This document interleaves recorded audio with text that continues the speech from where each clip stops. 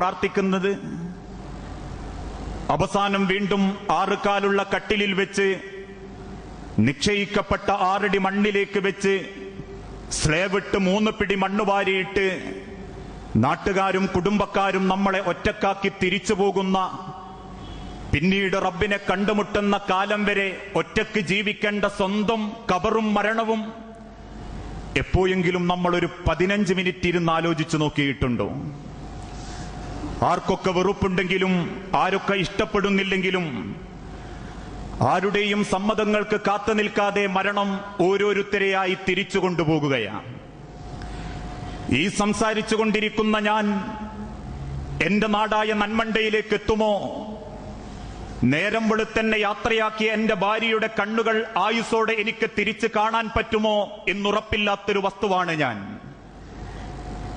എന്റെ വാക്ക് കേട്ടുകൊണ്ടിരിക്കുന്ന നിങ്ങൾ ഓരോരുത്തരും ഈ ക്ലാസ് കഴിഞ്ഞ് വീട്ടിലേക്ക് മടങ്ങാനും, വീട്ടിലെത്തി നോമ്പ് തുറക്കാൻ നേരത്ത് മക്കളോ മരുമക്കളോ എടുത്തു തരുന്ന ഒരു ഗ്ലാസ് വെള്ളം തൊണ്ടയിൽ നിന്ന് താഴത്തേക്കിറക്കാൻ എനിക്ക് പറ്റും എന്നുറപ്പിച്ച് പറയാൻ സാധ്യമല്ലാത്ത, ഗ്യാരണ്ടിയില്ലാത്ത വസ്തുക്കളാണ് നമ്മൾ ഓരോരുത്തരും.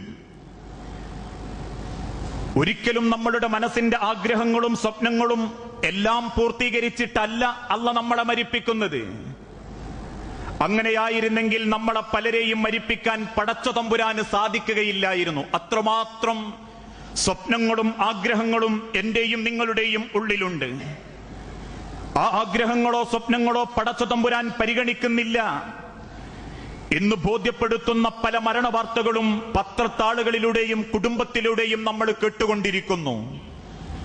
റമദാനിന്റെ ഏതാനും ചില ദിവസങ്ങൾക്ക് മുൻപ് ഈ കേരളക്കരയിലെ ഒരു മരണവാർത്ത നമ്മൾ വായിച്ചു. ഒരു ചെറുപ്പക്കാരൻ കഷ്ടപ്പെട്ട് കച്ചവടം നടത്തി കുടുംബം പോറ്റിക്കൊണ്ടിരിക്കുന്ന ഒരു ചെറുപ്പക്കാരൻ, 32ാമത്തെ വയസ്സിൽ പ്രവേശിച്ച ആ ചെറുപ്പക്കാരന് സ്വന്തമെന്ന് പറയാൻ 28 വയസ്സുള്ള ഭാര്യയും 2 പെൺമക്കളും 1 വയസ്സും 3 മാസവും തികഞ്ഞ ഒരു ആൺകുട്ടിയും. ഒരുപാട് സ്വപ്നങ്ങളുമായി വാങ്ങപ്പെട്ട 3 സെന്റ് സ്ഥലത്ത് ആ ചെറുപ്പക്കാരൻ ഒരു തറയിട്ടു. വളരെ സന്തോഷത്തോടുകൂടി ജീവിച്ചുകൊണ്ടിരിക്കുമ്പോ തന്റെ കുടുംബത്തിലുള്ള ഒരു പരിപാടിക്ക് വേണ്ടി ഭാര്യയോടൊപ്പം ഇരുചക്രവാഹനത്തിൽ സഞ്ചരിക്കുന്ന നേരത്ത് മറ്റൊരു ലക്ഷ്യം തെറ്റി വന്ന കാറ് ഈ ചെറുപ്പക്കാരനെയും ഭാര്യയെയും ഇടിച്ചു തെറിപ്പിക്കുകയും 2 പേരും റോട്ടിൽ കിടന്ന് മരിച്ചു പോകുകയും ചെയ്തു. കാണാൻ മാത്രമില്ലാത്ത ആ മയ്യത്ത് കോഴിക്കോട് മെഡിക്കൽ കോളേജിൽ നിന്ന് പോസ്റ്റ്മോർട്ടം നടത്തി MSS ഓഡിറ്റോറിയത്തിന്റെ മരണത്തിന്റെ മയ്യത്തുകൾ കുളിപ്പിക്കുന്ന ഹാളിൽ വെച്ച് മയ്യത്ത് കുളിപ്പിച്ച് അവസാനം വീട്ടിന്റെ ഉമ്മറത്തേക്ക് കൊണ്ടുവച്ച ആ 2 മയ്യത്തുകൾ കണ്ട പലരും അന്നും ഇന്നും ചോദിച്ചൊരു ചോദ്യമുണ്ട്, എന്റെ നാഥ, ഇതെന്തൊരു മരണമാ റബ്ബേ. അവസാനം കാണാൻ മാത്രം ആ ചെറുപ്പക്കാരന്റെ മയ്യത്തില്ല എന്ന് നാട്ടുകാര് ചിലര് പറഞ്ഞപ്പോ കാണിക്കല് നിർത്തുകയും എടുത്തുകൊണ്ടുപോകാൻ നേരത്തെ മക്കളെ കൊണ്ടൊന്ന് ഉമ്മ വെപ്പിച്ചോ എന്ന നാട്ടുകാരുടെ വാക്ക് കേട്ട് ആ പിഞ്ചു മകനെ കൊണ്ട് വാപ്പാന്റെ തോളത്തിൽ കിടക്കുന്ന, വല്യുപ്പാന്റെ തോളത്ത് കിടക്കുന്ന പിഞ്ചു മകനെ കൊണ്ട് മരിച്ചു കിടക്കുന്ന വാപ്പാന്റെ ഉമ്മാന്റെ അടഞ്ഞ നെറ്റിയിൽ കണ്ണുകൾക്ക് മുകളിൽ ഉമ്മ വെപ്പിക്കാൻ നോക്കിയപ്പോ ആളെ കണ്ടിട്ടും കുറവ് കൊണ്ടും വല്യുപ്പാന്റെ തോളത്തേക്ക് തന്നെ മുഖം ചിരിച്ച് കരഞ്ഞ ആ പിഞ്ചു പൈതലിന്റെ മുഖം കണ്ട 5ഉം 8ഉം വയസ്സുള്ള പെൺമക്കളെ കണ്ട അന്നാളുകൾ ഇന്നും ചോദിക്കുന്ന ഒരു ചോദ്യമുണ്ട്, ഒന്റെ തമ്പുരാനെ, ആ മക്കളെയൊക്കെ ഒരു നിലക്കെത്തിയിട്ട് മരിപ്പിച്ച പോരായിരുന്നോ? ആരാണ് റബ്ബേ ആ മക്കൾക്ക് ഇനി ഒരു വാപ്പ? ആരാണ് റബ്ബേ ആ പിഞ്ചു പെൺകുട്ടികൾക്കൊരു ഉമ്മ എന്ന് ചോദിച്ചുകൊണ്ട് വെപ്രാളപ്പെടുമ്പോ ഇന്നും ആ വല്യുപ്പാന്റെ കൈപിടിച്ച് 3 മക്കള് നടക്കുന്നത് കാണുമ്പോ കരഞ്ഞുകൊണ്ട് നമ്മൾ ചിന്തിക്കും, എന്റെ നാഥ, നിന്റെ മക്കളൊക്കെ ഒരു നിലക്കെത്തിയിട്ട് നിന്നെ തിരിച്ചു കൊണ്ടുപോകാട്ടോ. പക്ഷെ അതൊന്നും റബ്ബ് പരിഗണിക്കാതെ ഈ ലോകത്ത് നിന്ന് നമ്മളെ അല്ലാഹു തആല തിരിച്ചു കൊണ്ടുപോകും. ഒരുപാട് ആഗ്രഹങ്ങളും സ്വപ്നങ്ങളും നെഞ്ചിൽ പേറി അവസാനം ചിലതൊക്കെ നേടി ചിലതൊക്കെ നേടാതെ ഈ മണ്ണിലേക്ക് പോകുമ്പോ ആ യാത്രയെക്കുറിച്ച് ആയുസിന്റെ ഓരോ സെക്കൻഡും ഞാനും നിങ്ങളും ചിന്തിക്കേണ്ടതുണ്ട്. അതുകൊണ്ടാ ഒരിക്കൽ അബൂ ഹുറൈറ റളിയല്ലാഹു അൻഹു മരണവെപ്രാളം കാണിക്കുന്നുണ്ട് എന്ന് കേട്ടപ്പം ചില സഹാബാക്കള് കാണാൻ വേണ്ടി കയറി ചെന്നു. ചെന്നു നോക്കിയപ്പോ കാണുന്നത് അബൂ ഹുറൈറ കരയുകയാ. കയറി ചെന്ന സഹാബത്ത് ചോദിച്ചു, അല്ല അബൂ ഹുറൈറ, മരിക്കാൻ ഇത്ര പേടിയാണോ നിങ്ങൾക്ക്? മരണത്തെ പേടിച്ചിട്ടാണോ അബൂ ഹുറൈറ നിങ്ങൾ കരയുന്നത്? അബൂ ഹുറൈറ റളിയല്ലാഹു അൻഹു തിരിച്ചു പറഞ്ഞു, സഹാബത്തെ, മരണത്തെ അബൂ ഹുറൈറ പേടിച്ചിട്ടില്ല, പക്ഷെ മരണത്തെ ഞാനും നിങ്ങളും പേടിക്കുന്നുണ്ട്. ഇന്ന് നേരം വെളുത്തപ്പോ ആഞ്ഞു വലിക്കുന്ന ശ്വാസത്തോടൊപ്പം വാരിയലിന്റെ ഉള്ളിലൂടെ കുത്തിപ്പറയുന്ന ഒരു വേദന തോന്നിയാൽ നമ്മളിൽ പലരും പകുതി മരിക്കാൻ തുടങ്ങും.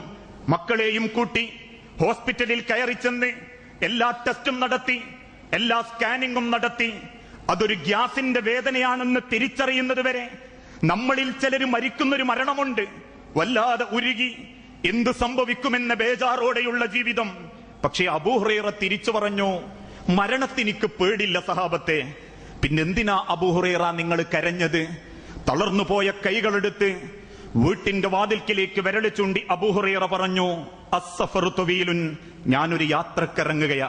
മരണമെന്ന യാത്ര, ലോകത്തിന്റെ റബ്ബ് തീരുമാനിച്ച ആ ഖബറെന്ന ലോകം മുതൽ അള്ളാനെ കണ്ടുമുട്ടുന്ന മഹ്ശറ ലോകം, സ്വർഗത്തിലേക്കും നരകത്തിലേക്കും തീരുമാനിക്കപ്പെടുന്ന ഒരിക്കലും അവസാനമില്ലാത്തൊരു യാത്ര. ആ യാത്രക്കിറങ്ങുകയാ ഞാൻ. അതേ മനുഷ്യരെ, ഉമ്മാന്റെ ഗർഭപാത്രത്തിന്റെ ഇരുട്ടിൽ നിന്ന് നിശ്ചയിക്കപ്പെട്ട 6 അടി മണ്ണിന്റെ ഇരുട്ടിലേക്കുള്ള യാത്രക്കിടയിലെ തുച്ഛമായ ഒരു ലോകം, അത് മാത്രമേ ഉള്ളൂ ദുനിയാവ്. അള്ള നീട്ടിത്തരുന്നത് എത്ര കൊല്ലമാണോ അത്രയും കാലം കിട്ടുന്നൊരു വെളിച്ചം. ആ വെളിച്ചം അവസാനിക്കാറായി. അസ്സഫറു തവീലുൻ, ഞാനൊരു യാത്രക്കിറങ്ങുകയാ. മരണമെന്ന യാത്ര. ആ യാത്ര എനിക്ക് സുഖകരമാകണമെങ്കിൽ എന്റെ കയ്യിൽ ഭക്ഷണം വേണം, അമലുകൾ എന്ന ഭക്ഷണം. 2 കൈയും വടർത്തിപ്പിടിച്ച് അബൂ ഹുറൈറ സ്വഹാബി കരഞ്ഞുകൊണ്ട് ചോദിച്ചു, വസ്സാദു ഖലീലുൻ, എന്റെ കയ്യിൽ ഭക്ഷണം കുറവാ സഹാബത്തെ. ആരാ ഉമ്മത്തെ ഇത് പറയുന്നത്? അള്ളാഹുവിന്റെ തിരുദൂതൻ, പൂച്ചകളെ നിങ്ങൾ വിട്ടേക്കണം, അതൊരു പാവം ജന്തു എന്ന റസൂലുള്ളാന്റെ വാക്ക് കേട്ട അന്ന് മുതൽ അബ്ദുള്ള എന്ന സ്വഹാബി എന്നും തോളത്തൊരു പൂച്ചക്കുട്ടിയെ ഓമനിക്കും. കിട്ടിയ കാരക്കയുടെ പകുതി ആ പൂച്ചക്കുട്ടിക്ക് കൊടുക്കും. അതിനെ ഓമനിക്കുന്നതും അതിനെ നെഞ്ചിലേക്ക് പൊത്തിപ്പിടിക്കുന്നതും കണ്ട ആളുകൾ വിളിച്ചു, അബൂ ഹുറൈറ, പൂച്ചക്കുട്ടിയുടെ വാപ്പ എന്ന് പറഞ്ഞ അബൂ ഹുറൈറ റളിയല്ലാഹു അൻഹു മദീനത്തെ പള്ളിയിൽ അള്ളാന്റെ റസൂല് മൂത്രമൊഴിക്കാൻ വേണ്ടി എഴുന്നേറ്റ് പോകുമ്പോ റസൂലുള്ളാന്റെ കാല് പതിഞ്ഞ മണ്ണിൽ അതേ സ്ഥാനത്ത് കാലുവെച്ച് മൂത്രമൊഴിക്കുന്ന അബൂ ഹുറൈറയെ കണ്ട തിരുദൂതൻ ഒരിക്കൽ ചോദിച്ചു, എന്താ അബൂ ഹുറൈറ ഈ കാണിക്കുന്നത്? അബൂ ഹുറൈറ റളിയല്ലാഹു അൻഹുവിന്റെ തിരിച്ചുള്ള ചോദ്യം, അതിനും കൂലിയുണ്ടെങ്കിലോ നബിയെ. ഉഹദിലും ഖന്തക്കിലും ഖൈബറിലും ശത്രുക്കളുടെ വെട്ടേറ്റ് അവസാനത്തെ ശ്വാസത്തിന് വേണ്ടി പടയുന്ന സഹാബാക്കൾക്ക് വേണ്ടി ഒരു കൂജ വള്ളവുമായി യുദ്ധക്കളത്തിനിടയിലൂടെ ഓടി ഓരോ സഹാബത്തിന്റെയും നാവിലേക്ക് വെള്ളമൊഴിച്ചു കൊടുത്ത അബൂ ഹുറൈറ, അബൂ ത്വാലിബിന്റെ തായ്വരയിൽ ശത്രുക്കൾ ഉപരോധിച്ചപ്പോ കൊടിയ പീഡനങ്ങൾക്കിടയിലും വിശപ്പിന്റെ ശക്തി കൊണ്ട് പച്ചമണൽ വാരിത്തിന്നേണ്ടി വന്ന അബൂ ഹുറൈറ, ആ അബൂ ഹുറൈറ റളിയല്ലാഹു അൻഹു കരഞ്ഞോണ്ട് പറയാ, വസ്സാദു ഖലീലുൻ, എന്റെ കയ്യിൽ ഭക്ഷണം കുറവാ. ഖബറിൽ അള്ളാനെ കാണിക്കാനുള്ള ഭക്ഷണം എന്റെ കയ്യിൽ കുറവാ. ഇനി എനിക്ക് നേരമുണ്ടോ? വൽ മൗതു ഖരീബുൻ, മരണം എന്റെ വാതിൽക്കലുണ്ട്. മരണം ഞാൻ കിടക്കുന്ന വിരിപ്പിന്റെ ചുവട്ടിലുണ്ട്. മരണം ഞാൻ നടക്കുന്ന ചെരുപ്പിനടിയിലുണ്ട്. മരണം ഞാൻ ഓടിക്കുന്ന വാഹനത്തിന്റെ പിന്നാലെയുണ്ട്. അങ്ങനത്തെ ഞാൻ എങ്ങനെയാണ് സഹാബത്തെ ഒന്ന് ചിരിക്കുക എന്ന് ചോദിച്ചിട്ടുണ്ടെങ്കിൽ ആ മരണം ഏത് സെക്കൻഡും നമ്മളെ തേടിയെത്തും. ആ തേടിയെത്തുന്ന മരണത്തിന് ശേഷം നമ്മളോട് നമ്മളെ നാട്ടുകാർക്ക് ചെയ്യാനുള്ള എല്ലാ ഉത്തരവാദിത്വവും അവര് നിർവഹിക്കും. ഞാനാണ് മരിച്ചതെന്ന് കേട്ടാലും, നിങ്ങളിൽ ആരാണ് മരിച്ചതെന്ന് കേട്ടാലും, കുടുംബക്കാരും സ്നേഹിക്കുന്നവരും നിങ്ങളെ മയ്യത്തിനെ ഒന്ന് കാണാൻ വരും. അടഞ്ഞ കണ്ണിലേക്കൊന്ന് നോക്കും. വലിച്ചു നീട്ടപ്പെട്ട താറപ്പായുടെ ചുവട്ടിലേക്ക് മാറിയിരിക്കും. മക്കളെ ഒന്ന് തോളത്ത് തട്ടി ആശ്വസിപ്പിക്കും. മയ്യത്ത് നമസ്കാരം എപ്പോഴാണെന്ന് എഴുത്തിൽ നോക്കും. നേരമാകുമ്പോ പള്ളിയിലേക്ക് വരും. പിന്നാലെ നിന്ന് നമസ്കരിക്കുന്നവരോടൊപ്പം തക്ബീർ കെട്ടി നമസ്കരിക്കും. 6 കാലുള്ള കട്ടിലെടുത്ത് 6 അടി മണ്ണിന്റെ വക്കിലേക്ക് ചെല്ലും. ആദ്യം മയ്യത്ത് വെക്കും, ശേഷം സ്ലേബിട്ട് മൂടും. ഓരോരുത്തരും 3 പിടി മണ്ണ് വാരിയിടുമ്പോ കബറ് കിളച്ചവൻ കബറിലേക്ക് മണ്ണ് നീക്കി ഒരു കബറിന്റെ കോലത്തിൽ കബറാക്കി വെക്കുമ്പോ നാട്ടുകാരും കുടുംബക്കാരും നമുക്കുള്ള അവസാനത്തെ യാത്രയപ്പ് തരും. ആ യാത്രയപ്പ മനുഷ്യരെ തസ്ബീത്ത്, അല്ലാഹുമ്മ സബ്ബിതുഹു ഇൻദ സുആൽ, അല്ലാഹുമ്മ അൽഹിംഹുൽ ജവാബ്, അല്ലാഹുമ്മ ജാഫിൽ ഖബ്റ അൻ ജംബി, അല്ലാഹുമ്മ ഗ്ഫിർ ലഹു വർഹംഹു, അല്ലാഹുമ്മ ആമിൻഹു മിൻ കുല്ലിൽ ഫസ്. അല്ലാഹുമ്മ അല്ലാഹുവേ സബ്ബിതുഹു ഇൻദ സുആൽ. നാദാ ഈ ഖബർ കിടക്കുന്നതിന്റെ വാപ്പയാ റബ്ബേ, നിന്റെ ഉമ്മയാ റബ്ബേ, നിന്റെ മക്കളാ റബ്ബേ, നിന്റെ ഭാര്യയാ റബ്ബേ. അതുകൊണ്ട് നാദാ സബ്ബിതുഹു ഇൻദ സുആൽ, നീ ചോദിക്കുന്ന ചോദ്യത്തിന് ധൈര്യത്തോടെ നിൽക്കാൻ നീ കഴിവ് കൊടുക്കണേ റബ്ബേ. മനുഷ്യരെ, ഈ കാണുന്ന പവർ ദുനിയാവിലുള്ളൂ.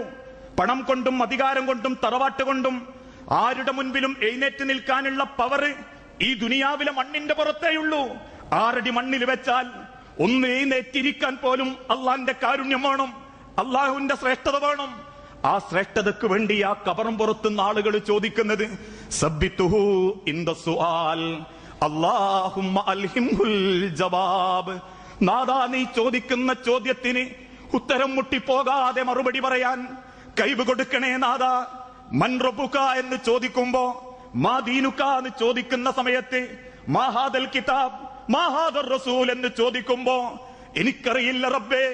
ദുനിയാവിലെ പരസ്യങ്ങൾക്ക് പിന്നാലെ, നടീനടന്മാർക്ക് പിന്നാലെ, രാഷ്ട്രീയക്കാരന്റെ വിടുവായത്വത്തിന്റെ പിന്നാലെ പത്രങ്ങൾ വായിച്ചുകൂട്ടി ഞാനങ്ങനെ ജീവിച്ചവൻ എന്ന് തിരിച്ചു പറഞ്ഞു പോകാതിരിക്കാൻ അല്ലാഹുമ്മ അൽഹിംഹുൽ ജവാബ്.